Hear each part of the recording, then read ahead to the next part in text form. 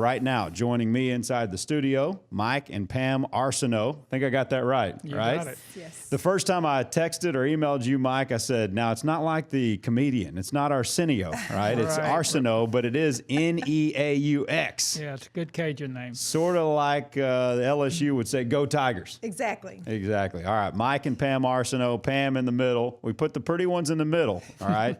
And then we've got Mike on the end here. And Mike, you are, I believe, Ag Daddy 08-11 on Texags. Correct. So what happened is, and we're excited for this hour, they're joining me in studio, and this couple here loaded up their car. I believe it was June 1st. Loaded up the car and decided, well, you should probably decide a little bit before that. We'll get into how you planned it and everything, because it was planned really well. Very well. And decided we're going to go tour in our car, SEC country. And oh, by the way, we've never toured in our car anything outside of going to College Station for a game, maybe. Right. We're going to load up the car and make it happen. 10 schools, a lot of other cities, but 10 schools Right. in 14 days. And Aggie Pictures gig them outside of 10 different football stadiums, over 3,000 miles. And Pam, you still had as big a smile on your face for LSU on the way home as you did Oxford when you started. That means you guys like each other a little bit. That's good. Still happily married. That's really good. What'd you think about it? How much fun was it? We'll just kind of just overall thoughts on it, and then we'll really sink our teeth into it a little bit. It was a lot of fun. Pam originally came up with the idea. It all started with the SEC move. Yeah.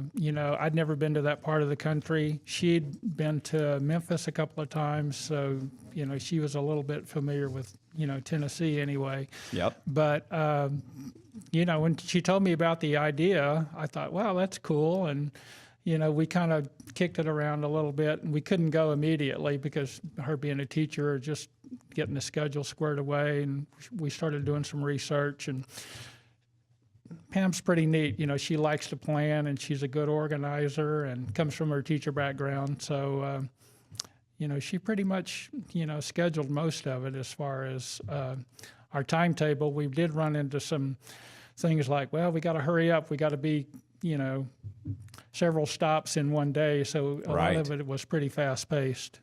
Did he get all that right, Pam? Pretty much. Yeah.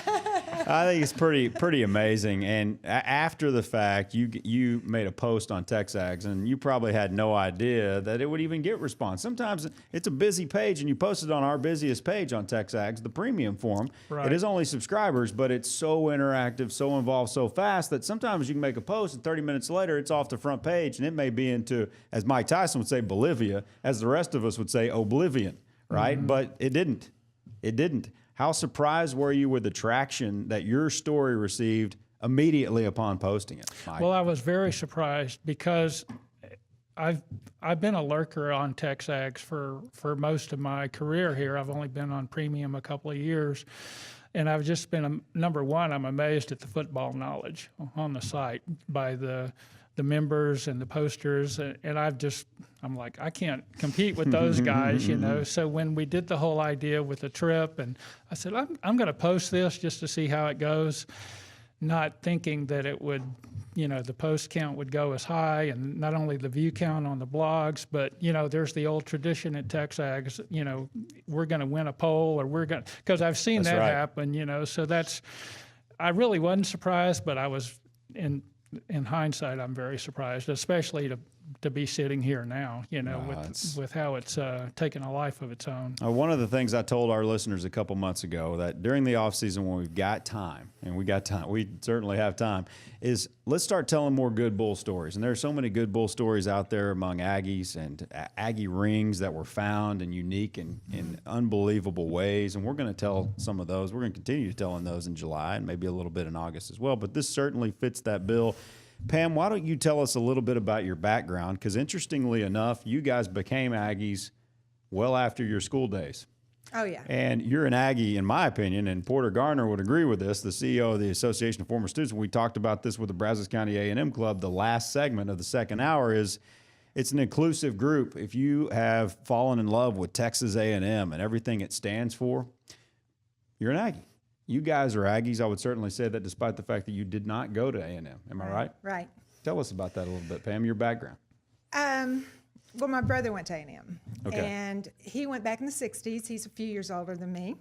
And he went back in the 60s, and he was in the Corps, and he was in the band, and he would come home, and, of course, I learned all the traditions. I learned the fight song. I went to the football games. I went to Bonfire. I went to the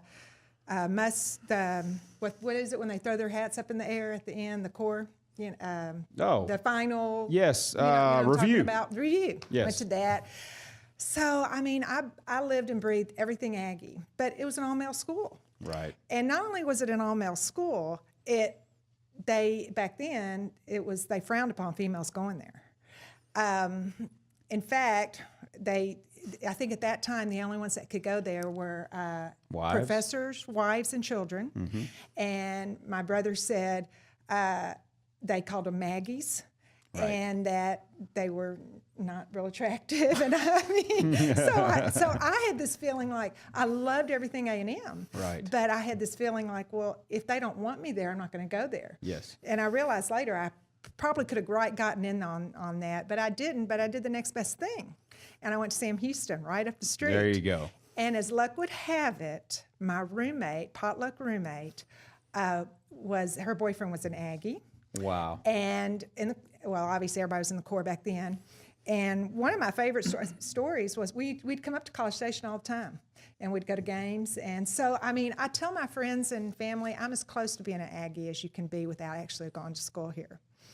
So, anyway, one of my favorite stories is 7 of us all went in, and we all had blind dates, and we had to draw the names of who our date was going to be that night. So we all got to go out with these Corps guys. So that was a lot of fun. And Mike, so before we get into your son, I believe kind of really, and you had the background of it, had you the knew this was a background. special place, and then you went full bore with Mike. But Mike, what was your background in schooling?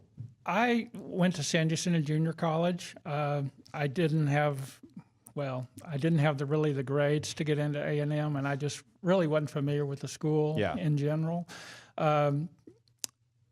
So I went to San Jacinto because I wanted to be a police officer. Yeah. My degree was in police administration.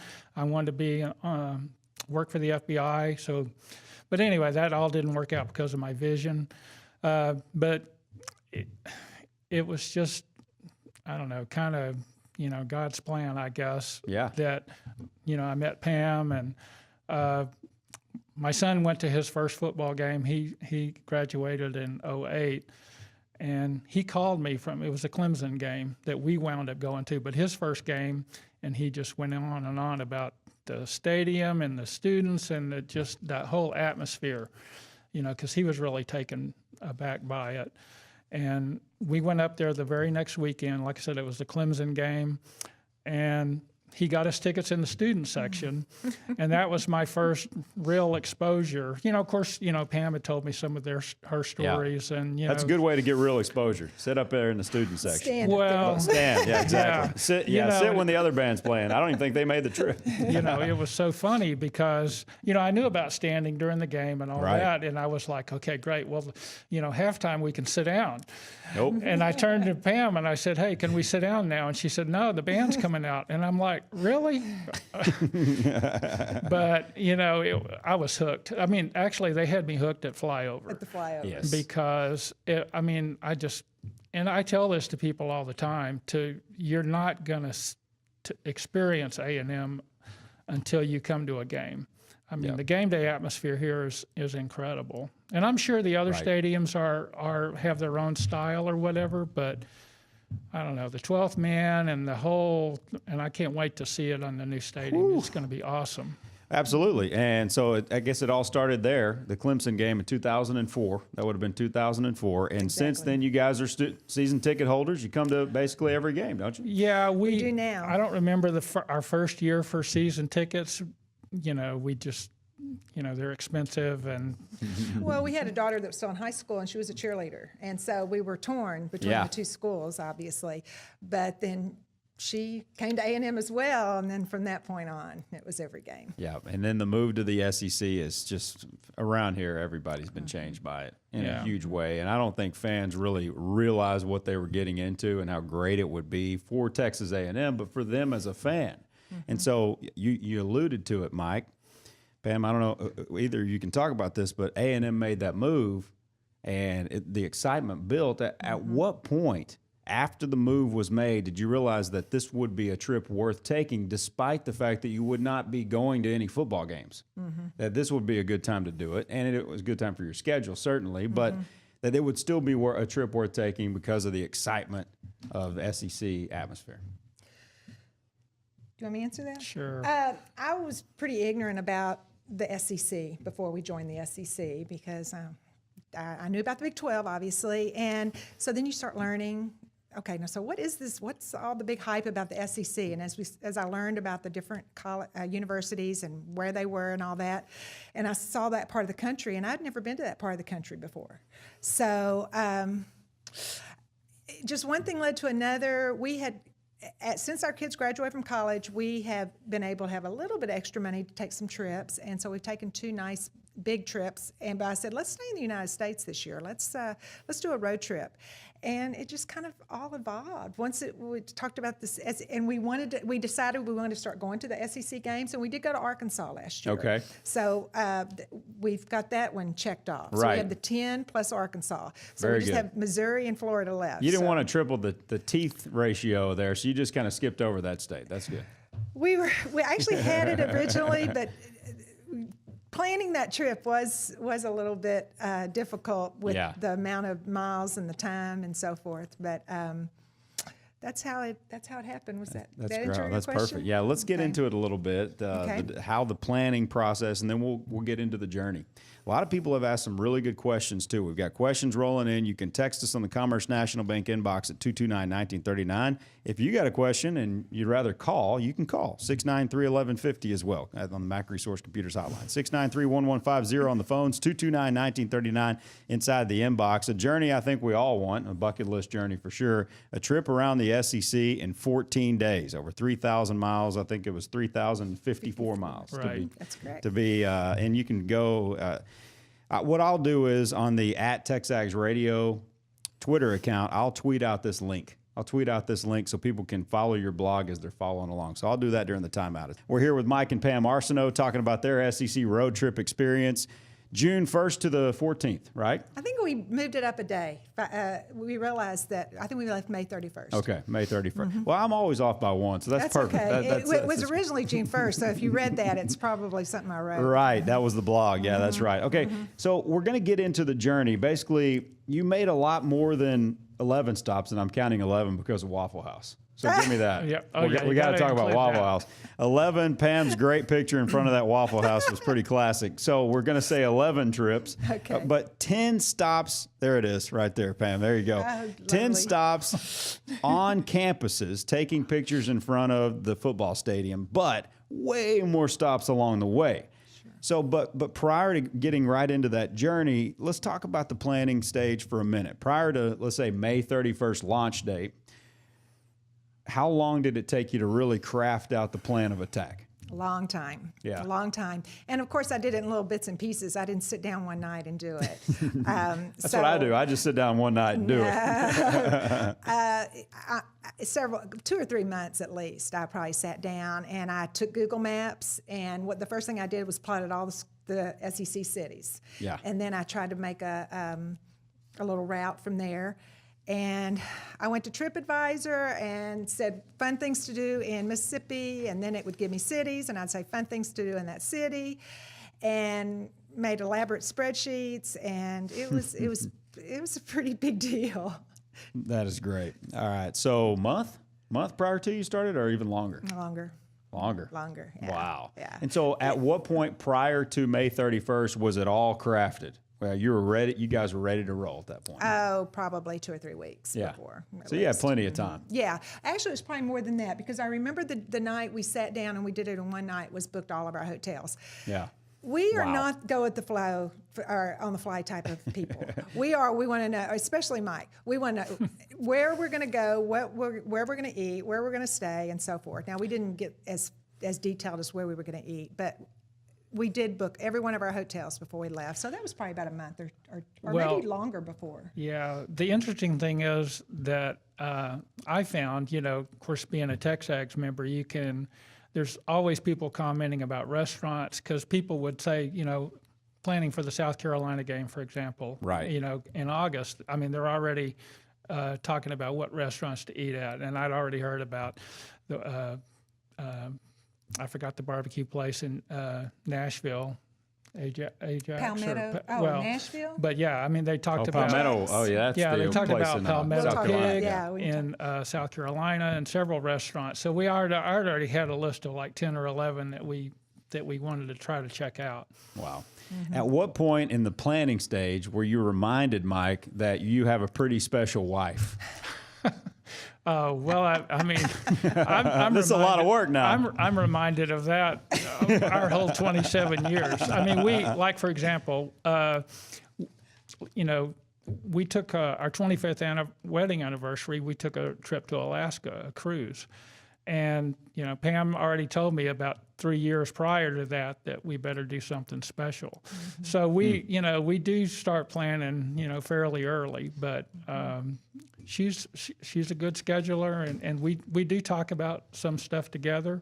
But the thing I thought was interesting on this trip, she would be planning out things, and we'd talk about stuff, and she'd say, I found out later on the trip, she said, well, stuff that I really wanted to do, I didn't even tell you about. I just scheduled it in, That's what I'm talking about. If it was something I definitely want to do, I didn't ask. If it was Like something I Biltmore. was on the fence about, then I would ask him. Well, we'll get into it because my wife really wanted to do Biltmore on a trip, and we did it. And I've been to Biltmore, so I can understand incredible, especially at that time where there's a depression going on, and this house is like 5 stories big, and the servants, so to speak, are in the 5th floor, and really it's incredible, and this huge pool. Well, anyway, we can get into it, but let's talk about the journey. You started from home in Houston. Yes. What part of Houston? Northwest. Okay, so you started Northwest Houston on May 31st. Take it from there a little bit. We'll go stop by stop. The first stop in a college town was Ole Miss. Correct. If there's anything between Houston and Ole Miss you want to hit on, and then take us a little bit about your thoughts that come to your mind on the first stop at Ole Miss. Well, first off, I didn't want to be in the car a lot, so that's one reason it took so long. And we actually, Which is hard to do when you're on a road trip, not be on a car a lot. Well, I just didn't want a lot of 12-hour trips. So Yes. that's one reason we left early, because I said, it's Sunday, we're off, let's just take off. That was one of the very spontaneous things, the few spontaneous things we did. And we went to Natchez, but then from Natchez we actually went to Mississippi State. Mississippi State was our first Gotcha. university. Okay. And we hit Mississippi State and Ole Miss the same day. Okay. Anything stick out, Mike, about either of those locations? The thing that amazed me was really the roads. I mean, Oh, I know. they're narrow, like 2-lane roads most of the time. The speed limit is extremely low. But I enjoyed, as far as the whole trip goes, there wasn't as much traffic. Of course, when you live in Houston, there's traffic everywhere, but the roads are windy, but it was a unique driving experience for me. I wound up doing the driving all for the whole entire trip. So it was a real different experience. Yeah, my wife won't drive at all on road trips. Really? Not a mile. But yeah, that's right. And when you're around Natchez and some of those areas and trying to get to Ole Miss and Mississippi, it's like you're driving past it's like 100 years ago, and there's a crossroads and there's a blues man over there trying to make a deal. I mean, it's crazy how it takes you back, and not in necessarily a good way. We're trying to get from point A to point B, but did you have any experiences in Mississippi, once you got on campus, anything like that stuck out to you? Well, the big thing I remember about Mississippi State was it was a Sunday, and I was amazed that it was so easy to find the stadium, because there are several times, we had difficulty finding places to park, locating the stadium, but we just pulled right in, got a parking place, and we're walking around, and I was just like, God, the stadium is awesome. It was really pretty, and there's little bulldog statues everywhere, so we took some pictures of those, and all of a sudden I noticed it was so funny. We're on this big walkway in front of the stadium, and I keep seeing this blue car drive by. Like it must have gone a lady in it. She went by like 4 times, and I guess she saw our A&M gear or whatever, and she'd look, And I don't know if she was getting ready to call the cops or whatever, or she thought we were going to, spray paint something or whatever, but she drove by several times just checking us out. And that was at Mississippi State? It was at Mississippi Which is State. interesting because that would be, in my thought, the one place you could blend in. Yeah, exactly, because of the colors. Yeah. Exactly. That's what I thought, too.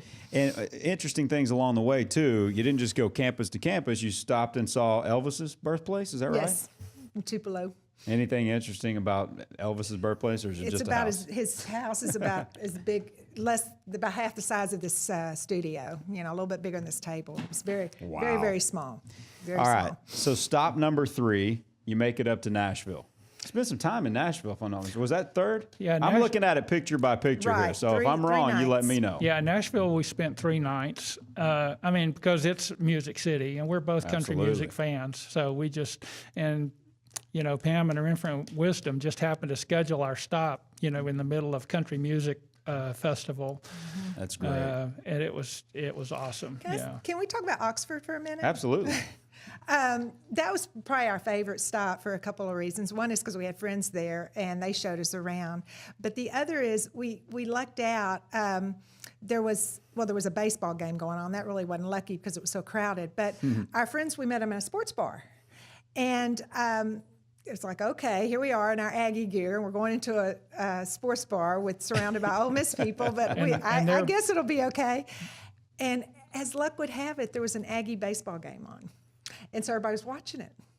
No way. And it would probably be the Rice Regional. It was. Okay. yeah, and of course we haven't seen these friends in over 20 years, and Mike is glued to the TV, and I'm like, pay attention. But all of a sudden you hear everybody just cheering, and it was because we had scored.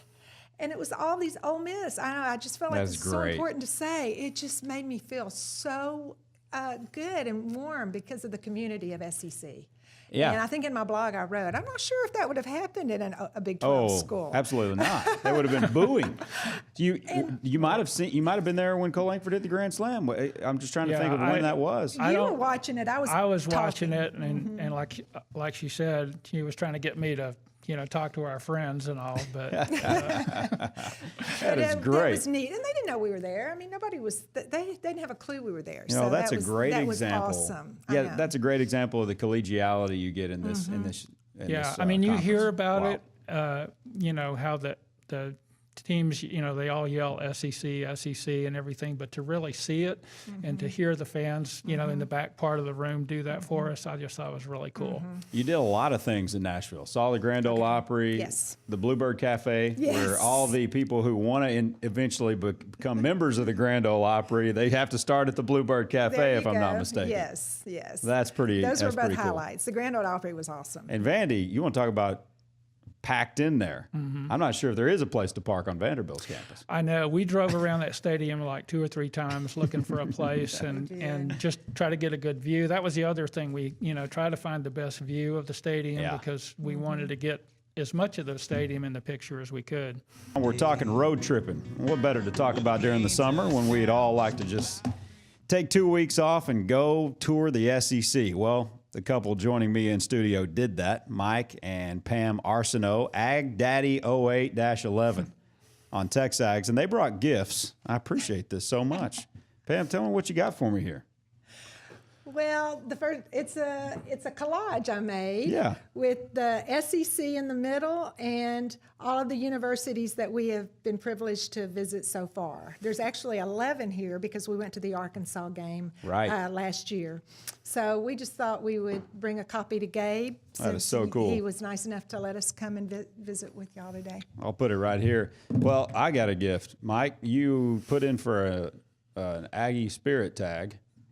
I did. And I don't know if you got a response, which I apologize for that, but we'll give you one. That's awesome. Mike's an Aggie, right? And he's this guy is this whole family definitely bleeds maroon, and we see that. So you don't go on a trip like this if you don't.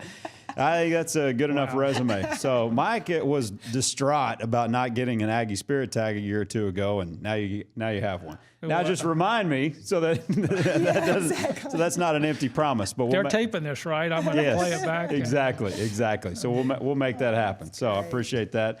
Let's go 4, 5, and 6 at least. See what we can get through. But your next stops, according to the blog, or at least according to what I could glean from the blog and the photo order, was Kentucky, and then back. You didn't go Tennessee. That's a brutal trip, cutting it sideways. So from Nashville, actually going up, taking care of the northernmost school, Kentucky, and then over to Knoxville, Tennessee, and then through to South Carolina. Take us through that little chunk of your trip. Either one is fine. It was well. Now we're starting to get more into the trip, and I was amazed at Kentucky and the hills and all the horses and so forth. We stopped at Churchill Downs. We went to the Slugger Museum. Yeah. And then we went to Lexington. Nothing overly impressive about the stadium. The campus was pretty. Right. And then we spent the night in Lexington. The next day we went down through Tennessee. And that's kind of a funny story, the Tennessee story. We could not get to the stadium, and we're trying to follow the GPS. And all of a sudden we realized that we're over the Tennessee River, and I went, at this point we're getting a little short with each other, and we'll turn around here, and that goes. And we went down a street, and the next thing you know, we could see this gorgeous stadium from across the river. Yes. And so that what was a cool. beautiful atmosphere that is. Olin Buchanan, he lived in Nashville for 6 years and often talks about how floored Aggies are going to be when they actually get to go see a game at Neyland Stadium. Yeah, the thing I liked about it, the fact that we're far away from the stadium and there wasn't a lot around it, so you could see and oh my gosh, driving into College Station today, we could see Kyle Field on the horizon, Yes. and I'm like, oh my gosh, the guys on Texags are correct. This, it just Amazing. totally changes the landscape. But that's kind of how Tennessee Stadium was, just out there, awesome, standing there all by itself. It was a really neat picture to be across from the river from it. Commerce National Bank Inbox. We roll tweets and texts and chats into this, and we call it the Commerce National Bank Inbox. Mississippi State. I'm not sure. I love how people are listening and then coming up with their own thoughts, which is fun. I'm not sure why they think they're the only state school in America. Call themselves state. I feel like they might be the Baylor of the SEC. Somebody else says Ole Miss is definitely more entitled than Baylor. So Ole Miss is now the Baylor, according to our chatters. And then Vandy has no parking other than some parking tower right by the basketball arena. So people are playing along and listening. South Carolina. It's coming up. It's the next game. It's, I guess, 49 days away. People will be excited to hear what you guys think of just what that atmosphere might be like, at least on the outside, because it is right near town and maybe near a river, if I'm not mistaken. What do you remember about going through South Carolina? The thing I remember about South Carolina was it was real easy to find the stadium. That stadium, and well as a couple of others, are not located near the campuses. Right. So, when people ask us on Texags about what, this campus or that campus, and some of them we really didn't see that much of. But South Carolina was really easy. We parked across the street from the stadium. And, it's an impressive stadium as well. It was, like I said, it was easy to get to, take our picture. And we have a restaurant to recommend. And we have a restaurant to recommend. And I don't know if the owner's listening, but Palmetto Pig was awesome. Barbecue joint? It's barbecue joint. Yeah, we got there during the lunch hour, which was the buffet, which was awesome. We wound up talking to the owner. Of course, Pam talks about it in the blog. We walk in, and the guy goes, "Y'all aren't from around here, are you?" Because we had our Aggie gear on, of course. Yeah. Can't go anywhere without that. Right. But we start talking to him. He comes over and talks to us, and he went to school, played football there. Talked a little bit about, last year with Johnny and how big a fan he was of him, except when we play South Carolina, of course. But we were probably there a couple of hours talking to him and eating lunch and everything, So, yeah, I definitely recommend South Carolina. I think it's going to be awesome. And I'm not going to say he's a little bit worried, but you never know. how Well, it's they've got a gonna- lot of turnover too. A&M Aggie fans wouldn't mind having Johnny on the field that day, and South Carolina fans wouldn't mind having Jadeveon Clowney and a couple of their big defense players on the field that day either, and their quarterback Connor Shaw. So it's going to be real interesting. But I believe fans are going to, from what I know, South Carolina, they're crazy and loud if you're 2-10 or 10-2, and they've been 10-2 or more 3 straight years for the first time in program history. So that place is fired up about their football. But I hear that around it, there's a hotel right there next to it, and there's a lot of places to eat. But Palmetto Pig, we're looking forward to that. I'll take you up Yeah. on that recommendation. Okay. That's great. All right, so after that, I got Georgia, Auburn, Alabama, and LSU. Is that how you closed it out? I believe so. What do you remember about the home stretch? Because South Carolina probably would be easternmost. It was. And then you take us down the home stretch. Right. What comes to mind? Well, when we hit Georgia, you know, we felt like we were getting pretty adept at getting parking it illegally and going to these. It was like, oh, there's a spot. Who cares? I mean, what are they going to do? Give us a ticket? Right. Did you get any tickets? No. Wow. We did Very cool. not. And and I got more comfortable in my skin, my Aggie skin. You know, like, hey, you know, I can be here. Because Right. at first I was slightly intimidated, but. That was the one place we could not get a picture of the stadium, and we tried. We tried so hard. We went to the back side, the front side, and they were filming a movie or something. Something was going on there. The Wow. cops were in front of, I mean, the best angle of the stadium, the best view, it was all not roped off, but there were police cars there and all these crew and cameras and cables everywhere. So, Wow. we even parked across the way from the stadium, and they have a railroad track run right by their stadium, just Yes. like we do. And we walked up and down the railroad tracks trying to find places to take a picture, and no go. Every time, did you get someone to take your picture, or did you have it on a timer, or how did that work? We had a tripod with a timer. Yeah. Interesting. And we Cool. did have 2 or 3 times, Vanderbilt, especially, we had some people come by. Girls were really nice, taking our picture and offering to, you know, let us do that. Yeah. Several times we had people taking our picture, so that was cool. Prettiest campus overall. Let's do a couple of quick hitters. Easy. I hate to say it, but it was Alabama.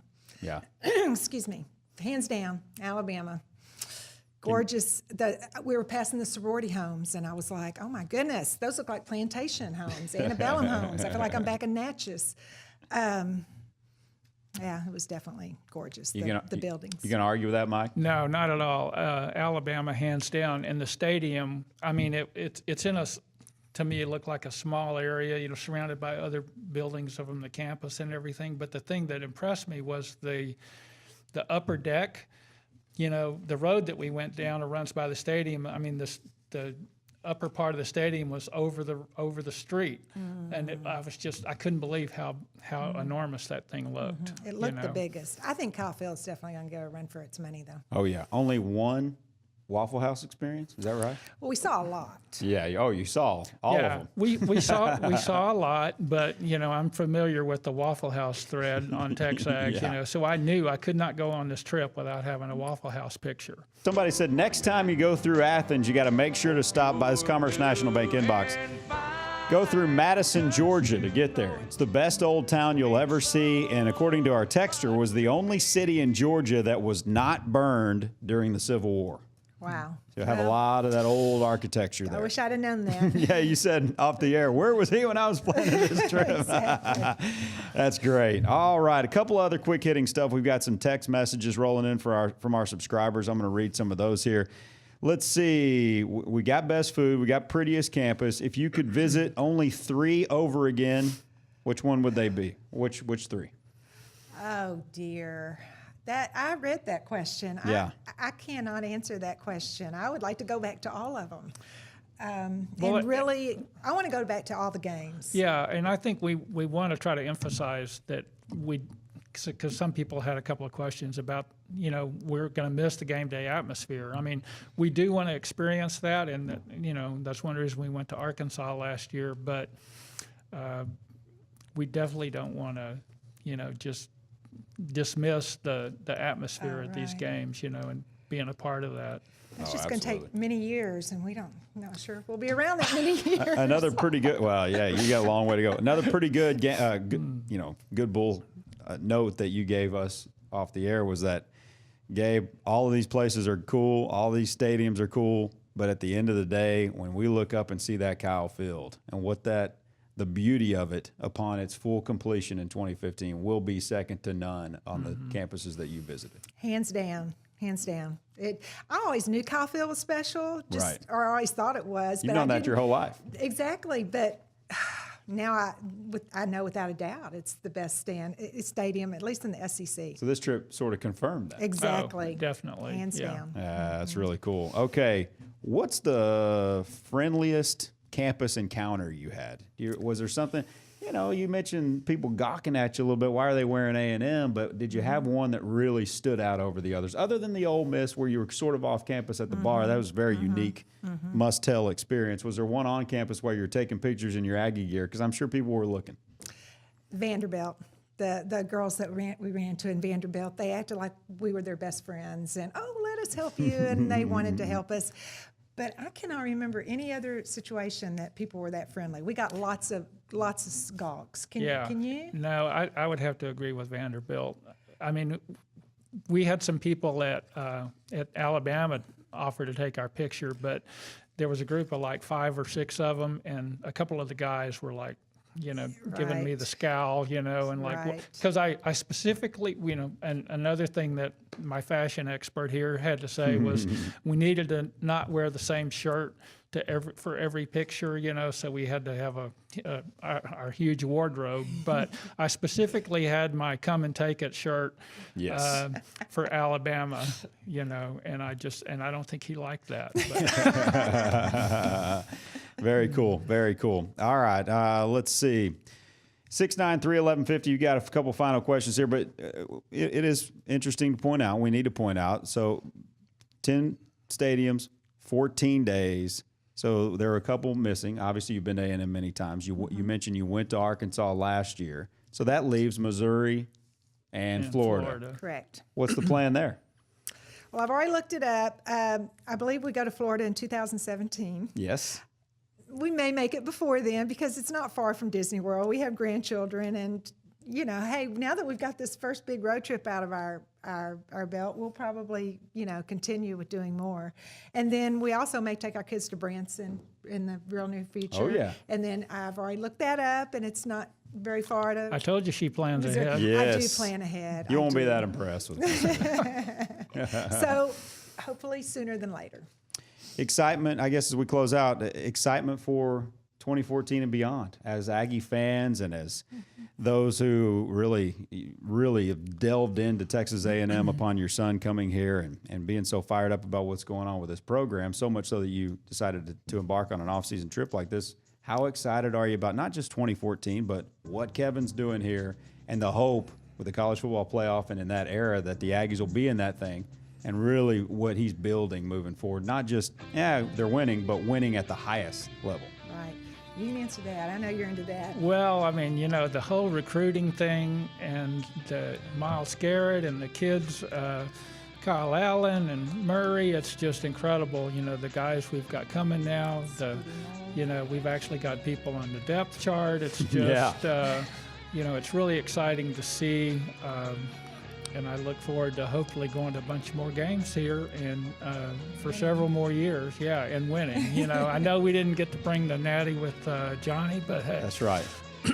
we got the plan together. That was a spark, and that was a start. That's right. Anything else? I told you this hour goes by fast. Yes, Really it does. It really did. We're out of time. Did we miss anything before we leave? No, I don't think I so. don't think so. We got it all in. All right. Well, guys, really appreciate it. Can't tell you how much appreciate you making the trip up from Houston to tell us your story.